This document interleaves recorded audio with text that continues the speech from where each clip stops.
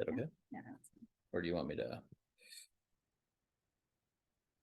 Yeah, it's better. How's this? Hopefully everyone can see it. Yeah. All right, so welcome to this case study of the VoiceWise Comprehensive Biometry Report. This report runs over 1,100 different biometric data points through the voice to identify different things and imbalances going on in the body. On this first page, there is a summary of results. This is giving you a quick snapshot of everything that came up in the report. And then we're going to show you how to dive into each one. Yeah, and for this, I would say when you're looking at the summary, this is giving you an overview of kind of what's going on. So here's a great example of something that is interesting, right? So pH environment came up here on bullet number 4, and it also came up as one of the first supporting systems. So there's 10 different systems that we're analyzing. And so it's really interesting because on this specific one, it comes up twice.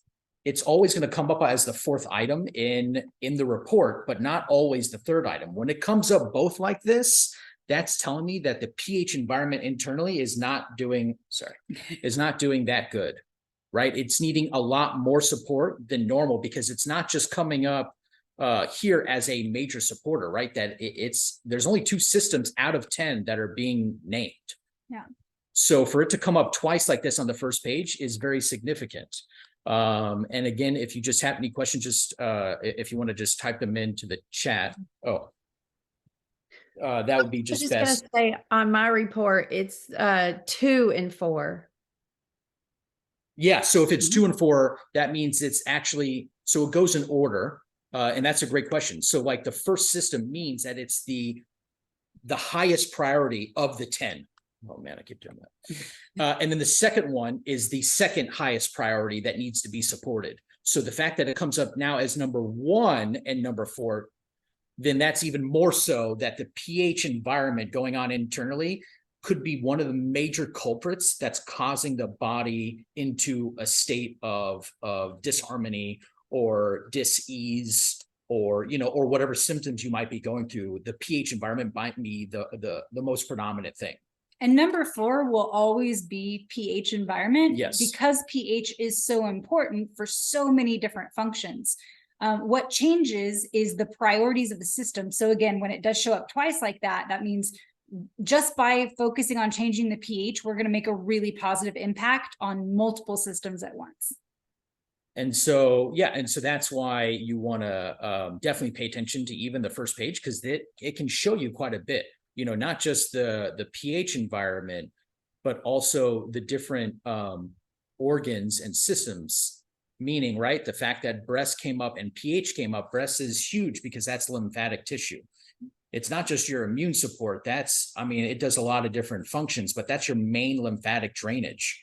And so it's just interesting, all the different kind of connect the dots. And those of you that also, are listening right now, another interesting kind of connection is between breasts and stomach, right? Stomach literally holds all the key components to your immune system, not just your digestion, it's circulatory. Every system, brain function, everything. Your gut, I know that they say is your second health, but it's really your first.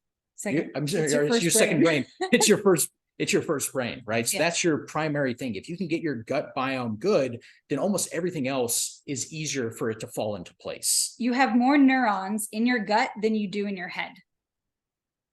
So like, for instance, number 1 on mine, it says, same thing, first pillar of health to support is hydration, but then mine says correlation to the breast, where this says correlation to the stomach. So does everybody have a different correlation? Yes. Okay. So here I'm going to highlight real quick. So if you're under report, the word hydration, right? So where it says the first pillar of health to support is blank. Imagine that's a blank, because that can be any different. Any pillar that's the lowest. Yeah, any 5 different pillars. And we'll get to that on the next, on the 3rd page. But so this is any 5 possible pillars can be there. And that can include hydration, emotion, oxygenation, nutrition, and mouth. And then the correlation could be also a lot of different things. That can be pretty much any system or organ and it'll highlight and grab which one is being most affected by that pillar of health. So in this instance, the pillar of health is hydration. If they were to just improve their hydration, they will significantly improve the function of their stomach. And it could be, right, and we don't know yet, it could be the type of water they're drinking that's affecting the stomach. It could be how much they're drinking. Maybe they're not drinking enough, or it could be that they're not absorbing it, right? So that's, that's what we're kind of moving into, but that's, these are really great questions. So then the next line where it says 1A, the correlation to the stomach, that's also dynamic, meaning that can change. And then the second bullet where it says the first system to support is on our page, it says immune.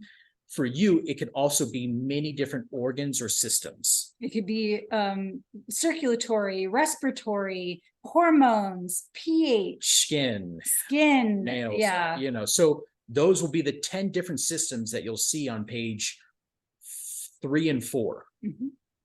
Right. So that's where you'll see, 4 and 5. Yeah. So on page 4 and 5, you'll see the different systems, and that's where these can go. So here you see that. And then on 2A, that will either be emotional or physical or both. So the influence, right? So what we want to do is educate you on saying, hey, is it predominantly what? So is your immune system being affected by your emotional or physical or even both?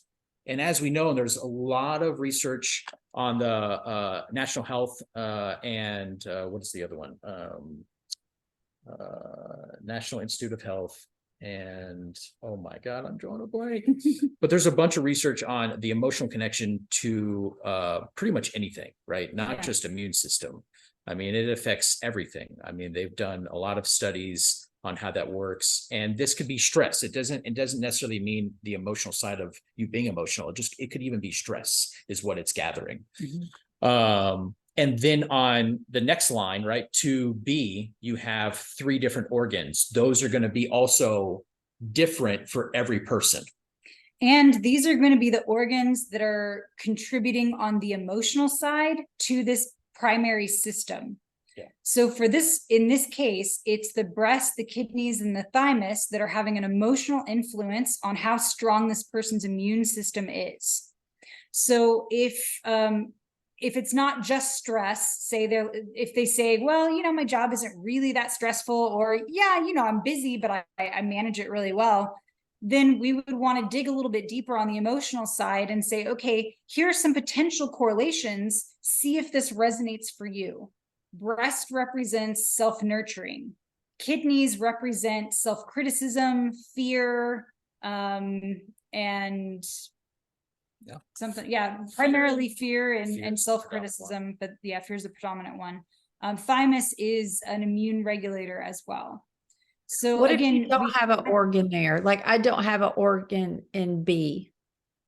Yeah, so if you don't have an organ there, it's still going to be collecting the data from the brain signals that are being sent to that environment. Because you still have neural connections there. So it's the same thing with sending the signal. We came across the same thing with thermography, mm-hmm. that when people had lumpectomies, we would still be able to see their breast health. And it was interesting. They did a study where 2 women both took their breasts off through surgery, and they did a thermogram prior to the surgery, and then after the surgery, and then a year later. And one lady looked 10 times better. She changed her lifestyle, everything. The other lady didn't change anything. And it showed that her breast cancer was actually coming back. Oh, wow. Even already the lumpectomies. So it's, so just because you don't have a certain organ there, it's still going to read the neural connection from your brain down to that area. So it's still going to see that, because obviously if the body, let's just say the body can't dump toxins in that organ or in that place anymore, or it's not contributing, then it's got to go somewhere, but that place is still going to get affected, and it's going to affect other places. Mm-hmm. So then it just repeats. Number 3 repeats like number 2 does, right? So it has the pH environment is the one that's dynamic. Physical and emotional is the dynamic side. And then the different organs or things like heavy metal toxicity, blood pH, acidosis, those things are dynamic, and those are going to be switched out depending on what is the priority for that system. And when it's both physical and emotional, that means that the percentage between the two was so close that they're pretty much equally influencing that system. Yeah. No. So But when you these, go into pH, do you have to really get into, am I acidic or am I alkaline? Or is that like, no, you can No. assume that if pH environment is coming up and it needs support, that you're acidic. okay. And then the things beneath that, the heavy metal toxicity, the blood pH, the acidosis, those are things that we know are contributing to causing the body to stay in an acidic state. So heavy metals are a really good example of that, because when heavy metals get stuck in the body, they can actually start changing the pH of the tissue around them, because the metal actually changes that environment. So one of the steps for this person would be, okay, let's focus on heavy metal elimination. And let's take steps to do that. Yeah. So that's just, again, this is just an overview. We'll get more into it, but that's just an overview of how to read that first, summary page of what those mean, just in context. So then the next page is a key for the report, right? So 0% is not good, 100% is great. 50% or more is passing. 50% or more is really passing, not 70% like you're in school. So it's definitely like a 50% more is okay, and everything below that is something we need to pay attention to. And then here's a breakdown of what we mean by emotional factors and physical factors. We have intellectual, emotional, behavioral, and spiritual. And then the physical factors is molecular, biomaterial, organ, and systemic. So if emotional influence shows up, it could be a behavior that you just got into the habit of doing, that you've repeated over and over again because it's comfortable for you, that if that behavior changes, then that can change the emotional profile. Yeah. So it's not always emotions how we think of as like, I'm having an emotional reaction to something. So we just want to expand the word emotional so that you're not just thinking in just one dimensional whenever you're reading, that emotional is involved. That you're checking in with yourself with all of these possibilities. Is it my thoughts? Is it my emotions? Is it my behavior? Or is it something, deeper inside my intuition that is not, jiving with maybe what I'm doing or what's going on in my outside world. And then we also go into acute or chronic, whether or not something is acute is something more recent. We're dealing with inflammation. It's a more recent imbalance. And then chronic is more long-term. That's when you're getting into more, I would say, more things you need to pay attention to. And I would say the chronic is going to be a little bit more involved than the acute, meaning chronic is something you pay attention to more than acute, unless it's something that's recently happened to you, and it could still come up acute, right? If you had a recent trauma, that would be more acute than chronic. So then we get into the pillars. So here in this example. So the 5 pillars of health are looking at the 5 areas that have huge effects on multiple things at once. That's how well are you oxygenating, how well you're hydrating, what does your mouth health environment look like, because the mouth is very connected to all the organs and systems. How well is your nutrition, and your nutritional absorption is included in that too. And then how is your emotional state?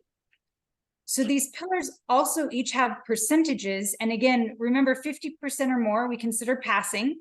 So we really want to start by supporting the lowest percentage pillar first. They'll also either all say chronic or acute.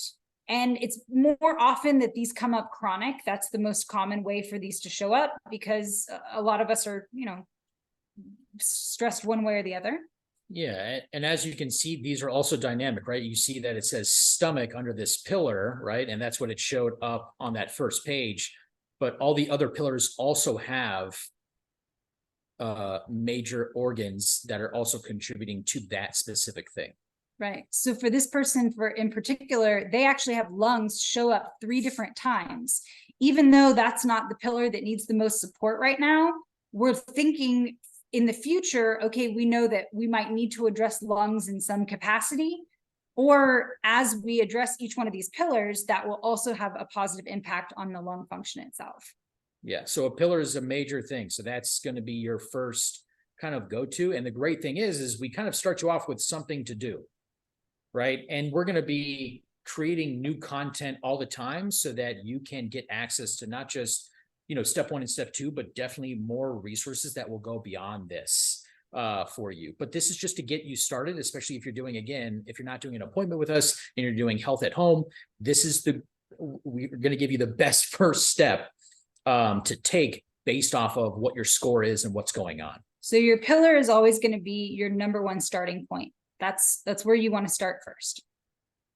So in this case, right, we have the hydration, and it's talking about drinking hot water, right? Warm to hot water is an amazing tool, and it flushes your lymphatic system. It improves your circulation, and warm to hot water is a great way to get hydrated, because so many times you got to think about it like if you're drinking cold water, it's going to constrict everything, right? It's like an ice cube. So if not everything is flowing and out, then how can you really be absorbing all that water, and how can you really be absorbing all those nutrients and oxygen and so on and so forth? So this is a great kind of first 2 steps to really take to start improving your hydration immediately. So I have a question.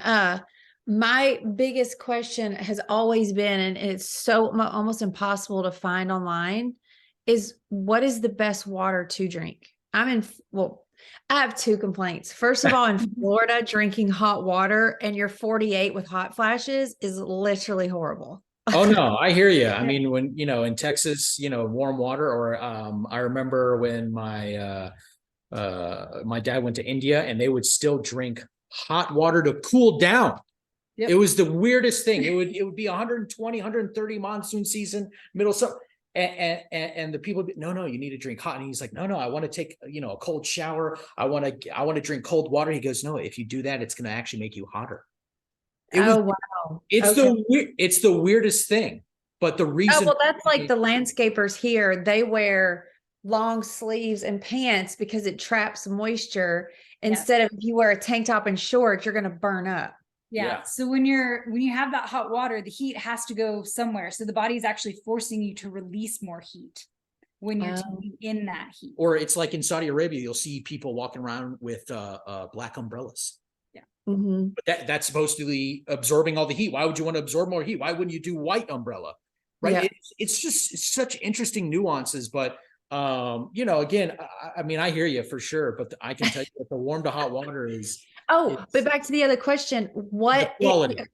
The quality, because I was ordering I forget the name of it. It's like one of the only delivery water you can get in glass, and they've now doubled the price, and it was like going to be like $500 a month to get glass water. So we were like, oh my gosh. So now I go to like Sprouts, which is like our organic grocery store, and I'm trying to get like the best. I think it's like called Geyser Mountain spring water or something. But I don't know. Like, no, for sure, it's a great question. So I can tell you that the best, the general rule, right, without actually doing an actual appointment, if someone was looking at this report and they said, what, I would say 9 times out of 10, or it's 10 times out of 10. I would do either distilled or reverse osmosis. Mm-hmm. Oh, just why does it feel like I'm drinking, like I'm sucking? And I would stay away from, if it was me at least, I would stay away from spring water. Yeah. Oh, really? Why? It's usually not that clean. A lot of people will claim that it's filtered, but that doesn't really mean much. And then they'll also claim minerals, which also you can get more minerals in, adding Celtic salts or Icelandic sea salt, or doing fulvic humic minerals than you would from trying to take it from a natural water source. But also with spring water, because it is a natural water source, that would have been great 50 years ago, or 100 years ago, when the earth was still really clean and pristine. But with how many chemtrails we have and planes flying overhead all the time, they're releasing petrochemicals, they're releasing lead, they're releasing aluminum. All that collects in rain clouds and rains into the natural springs. So if you're gathering just the natural spring water, you're still grabbing all the toxicity that's been rained into that area. Yeah. And we actually have, if you go to the very last page of the report, at the very bottom of the last page, you'll see it says click here for access to all resources. Yeah. Mm-hmm. And it takes you to a list of different videos. And there actually is a video on water that explains how to choose the best water, what it does, what the benefits that it has for you. And it just gives you a little bit more detail and background on your, making sure that you're getting the water that's going to give you the best hydration possible. But yeah, so I would just keep with distilled or RO and then go from there. And there's different things you can definitely do, like you can structure your water, which we'll get into later. But we like to keep it simple. Distilled reverse osmosis, you can pick that up at any grocery store. There's usually water stores that will have them. You can buy them by 5-gallon jugs. A lot of grocery stores will just have that spigot outside that you can just bring a 5-gallon. Have to take electricity. The problem I'm having is I'm not tolerating electrolytes. These man-made electrolytes. Yeah. It's almost like my body is not regulating sodium very much, because every time I drink those, I'll start really feeling bad and I'll even start having pain. And I realize it's because the salt, it's like my body does not like that much salt. So with that, I would specifically say distilled. Distilled, yeah, because distilled is just going to be hydrogen and oxygen. Yeah. That's all that's in it. Okay.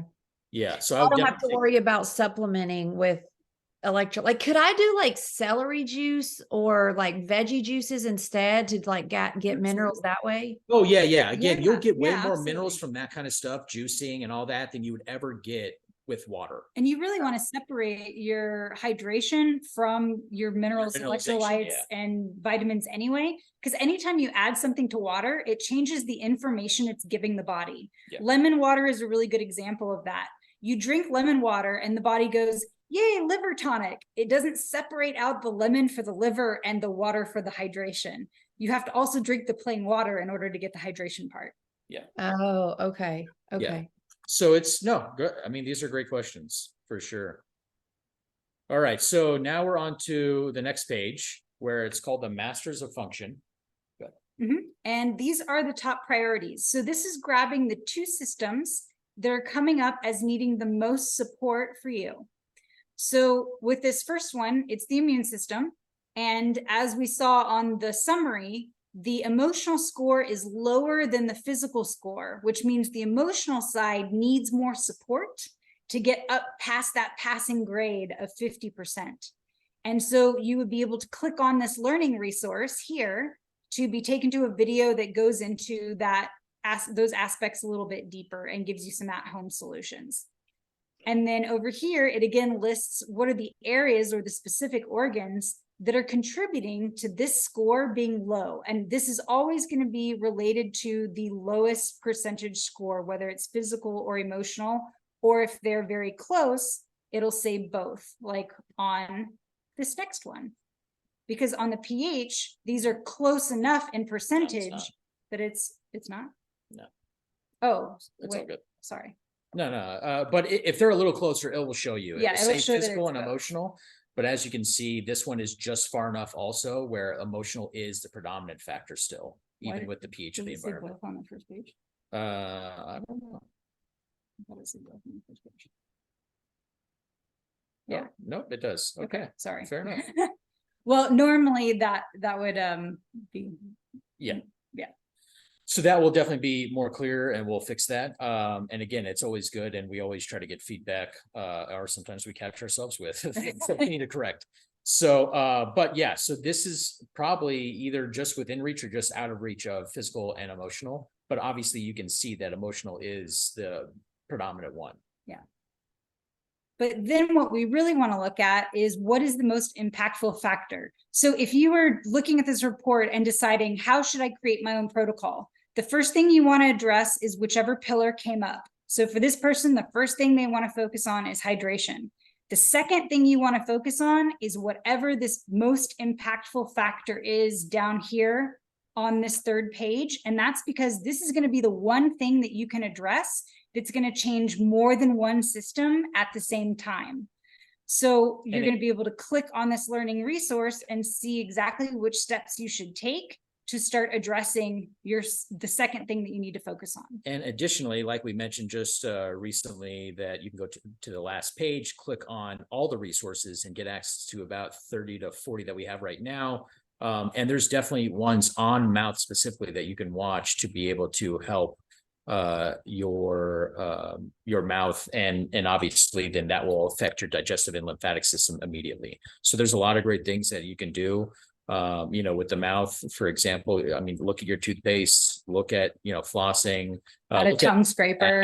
add a tongue scraper. You don't Yeah. realize how much is on your tongue. Adding essential oils. And if I was going to go to 2 major essential oils for the mouth, that would be helping it would be frankincense and myrrh. Mhm. I mean, you can even see that in biblical times, Right. that frankincense and myrrh is a huge essential oil, and it's amazing for mouth health. So for example, if I want someone to start changing their mouth profile immediately, a lot of times I'll recommend that they buy a really good high quality hand poured. You want it hand poured because you don't want it to have ever touched metal, so it can't be mass produced. You want a hand poured bottle of frankincense oil, and you can use it 3 different ways. You can either use your finger to apply it directly on the gums after you brush your teeth, or you can put it on your floss. You can actually coat your floss with it so that you get it in between all the teeth. Or you can add a couple drops to some distilled water and make your own mouthwash and swish with that once or twice a day. And all 3 of those will be able to help start changing that mouth profile. Yeah. And then, so after that being the second thing, then obviously the next thing would be the systems, right? So that's the order that we would take it. Is first you do the pillar steps, then you'd come down to this most impactful factor and click on that resource and move through that dance, and then go into the other systems. Yeah. Because as you change even the pillar and this most impactful factor, these most likely will also change. Yeah. Significantly. All right. So then this next page is really just for the people who are geeking out on all this information and want to know what else is going on. These secondary priorities are called secondary for a reason. They're not stuff that you want to address right now. You really want to focus on the other stuff first, because those other things are going to make a much bigger impact and probably help change these secondary priorities naturally. But if you really just want to know kind of where you're at, then you can glance at this page. So a lot of times people will glance at this page to say, oh, okay, are my systems more emotional or are they more physical? So if somebody has all of their orange bars being lower than all of their blue bars, let's get into some journaling. Let's explore what has happened in your past. Do you have any residual trauma that needs to be released or let go of? Do you need to spend more time outside grounding? Do you just need to go hug a tree for a minute? Like, what's going on there? What can we do to help improve and bring those emotions back up to a place where we're happier, where we have a lot more joy? Yeah. Absolutely. And then if it's on the physical, then again, we're working through the parts of the report, starting with the pillar, because those are going to change that physical profile really easily. Yeah, so there's a total of 10 systems. And again, the systems listed here on this report will be different than yours, right? The order of it. So it goes from lowest overall, lowest scores to highest scores. What I mean by that is respiratory system on this secondary priorities.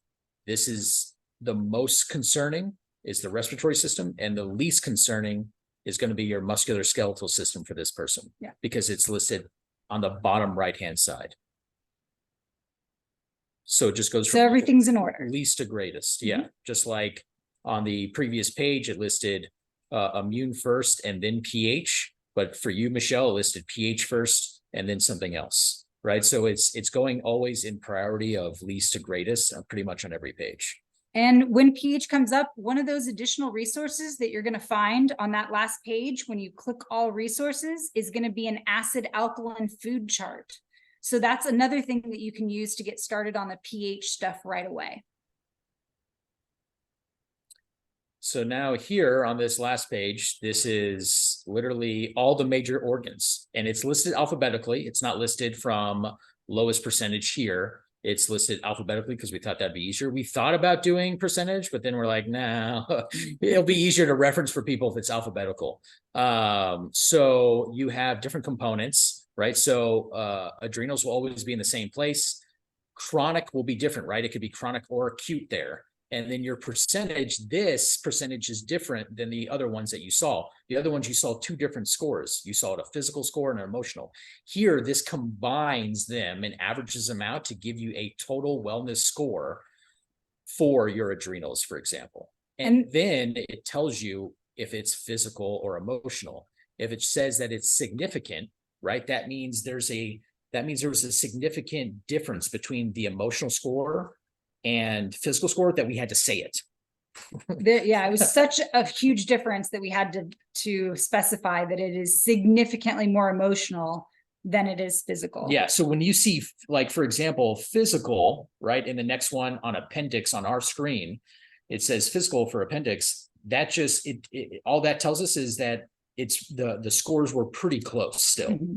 But whenever it's significant or strong, for example, those are the two words, then it's like, oh, wow, it was a really low score. So for example, and I don't know without looking at the backend data, but here would be the difference. Here it's saying significant emotional. So that means most likely the adrenals was anywhere between 5 and 10 percentage points lower than this score. So that means the emotional percentage was probably 35%.